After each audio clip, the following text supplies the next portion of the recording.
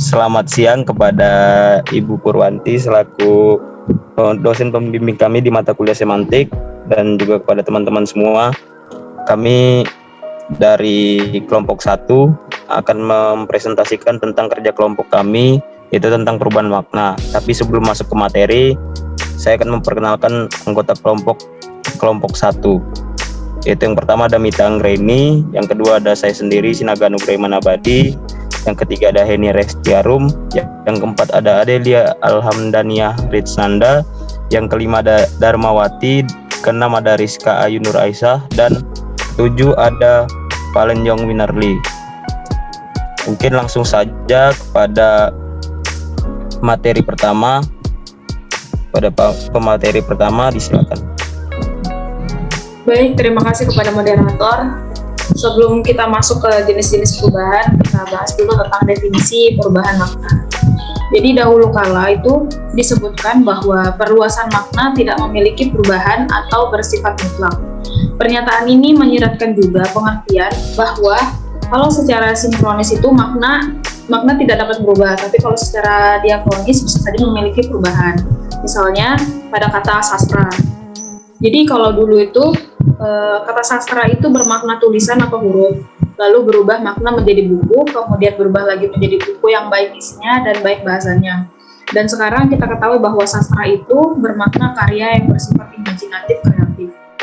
Makna juga dapat mengalami pergeseran akibat adanya sikap dan penilaian tertentu pada masyarakat pemakainya. Sehingga makna kata mengalami degradasi atau peorasi, yakni makna kata yang akhirnya dianggap memiliki nilai rendah atau berkonotasi negatif. Kemudian adanya elevasi dan ameliorasi, yakni suatu kata yang memiliki makna kata yang dianggap bernilai positif dibandingkan makna sebelumnya. Adanya kemungkinan perubahan makna ini tidak berlaku untuk semua kosakata yang ada, karena masih banyak kata yang maknanya sejak dulu sampai sekarang tidak pernah berubah. Justru jumlahnya mungkin lebih banyak daripada yang berubah atau yang pernah berubah. Apabila kata ini kita mengkaji tentang pergeseran, perkembangan maupun perubahan makna, perlulah dilatari oleh unsur penyebab tertentu. Adapun penyebab-penyebab perubahan makna itu yang pertama ada perkembangan dalam ilmu dan teknologi, yang kedua perkembangan sosial dan budaya, yang ketiga perbedaan bidang pemakaian, yang keempat adanya asosiasi, yang kelima pertukaran tanggapan indera, yang keenam perbedaan tanggapan, yang ketujuh adanya penyingkatan, kedelapan proses gramatikal, dan yang terakhir adalah pengembangan istilah. Baik, itu saja yang dapat saya sampaikan. Saya kembalikan ke moderator. Ya, terima kasih kepada Saudari Darmawati selaku pemateri pertama. Mungkin langsung saja kita lanjut ke materi yang kedua. Kepada pemateri disilakan. Baik, terima kasih moderator. Langsung saja saya akan menjelaskan terkait perluasan makna. Jadi, perluasan makna atau perubahan makna meluas adalah gejala yang terjadi pada sebuah kata atau leksem yang pada mulanya hanya memiliki sebuah makna atau satu makna. Tetapi kemudian karena berbagai faktor dan karena berbagai alasan, makna tersebut menjadi memiliki makna-makna lain. Nah, proses perluasan makna tersebut terjadi dalam waktu yang relatif singkat, tetapi dapat juga dalam kurun waktu yang cukup lama. Perlu diperhatikan bahwa makna-makna lain yang terjadi sebagai hasil perluasan itu masih berada dalam lingkup poliseminya.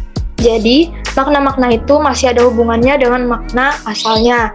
Contoh, kata saudara, pada mulanya hanya bermakna seperut atau sekandungan. Kemudian maknanya berkembang menjadi siapa saja yang sepertalian darah. Itu saja penjelasan dari saya. Selanjutnya saya kembalikan kepada moderator. Terima kasih.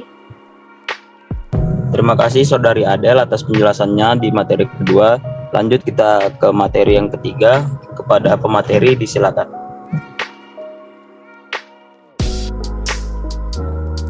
Terima kasih kepada moderator.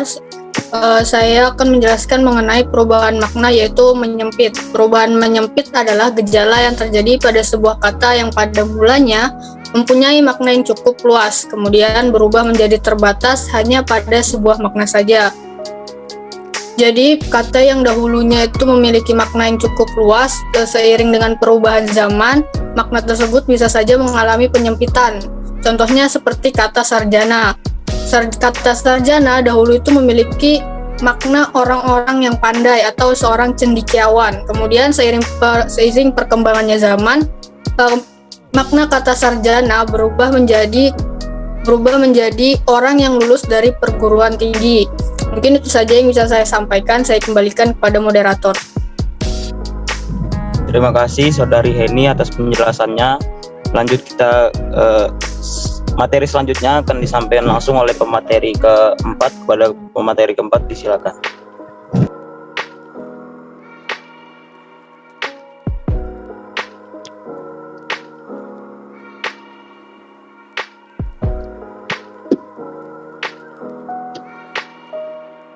Baik, langsung saja. Jadi ada jenis perubahan makna, yaitu perubahan total adalah berubahnya sama sekali makna sebuah kata dan makna asalnya. Namun, ada kemungkinan makna yang dimiliki sekarang masih ada. Contoh dari perubahan makna yang pertama ada kata ceramah pada mulanya berarti cerewet atau banyak cakap, tetapi kini berarti pidato atau uraian mengenai suatu hal yang disampaikan di depan orang banyak.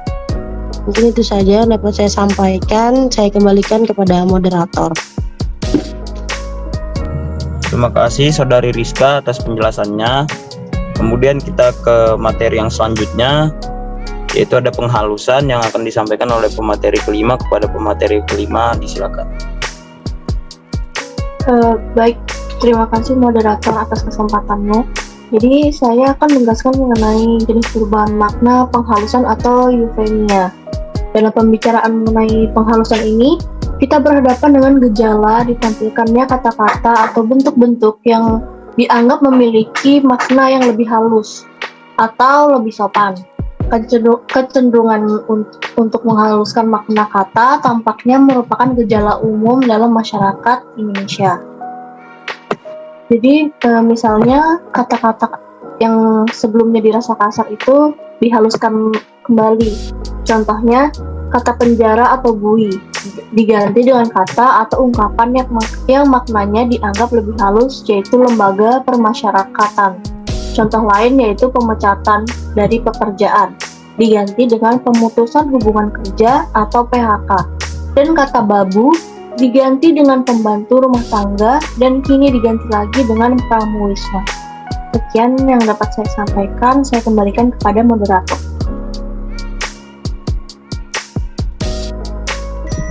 Terima kasih kepada Saudari Mita atas penjelasannya.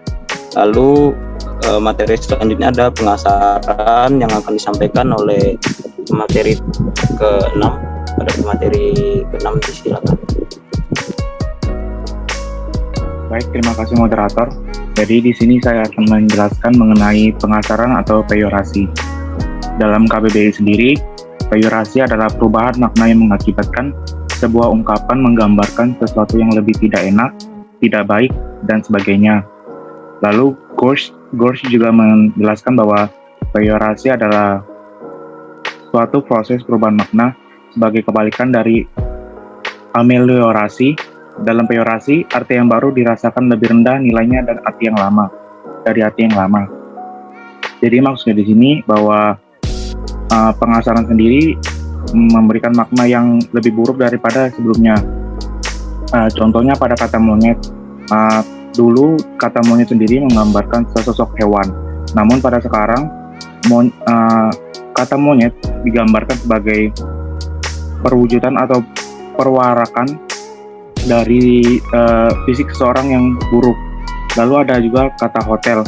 Dulu hotel dimaknai sebagai tempat untuk menginap, dan sekarang tempat hotel bermakna negatif sebagai tempat melakukan hal yang senonoh. Dan pengasaran juga berkaitan dengan kemasyarakatan. Gorsh Kerap juga menjelaskan bahwa peyorasi berkaitan erat dengan sopan santun yang dituntun dalam kehidupan kemasyarakatan. Contoh katanya itu adalah bunting. Dulu kata bunting dianggap tidak sopan, lalu diganti dengan hamil atau mengandung, dan sekarang diganti dengan kata berbadan dua. Mungkin itu saja yang dapat saya sampaikan. Selanjutnya saya kembalikan kepada moderator. Terima kasih Saudara Palen atas penjelasan materinya. Mungkin itu saja yang dapat kelompok kami sampaikan tentang perubahan makna. Mungkin kepada teman-teman yang ingin bertanya nanti bisa melalui grup WA kita atau maksud saya grup tele. Jadi sekian dan terima kasih.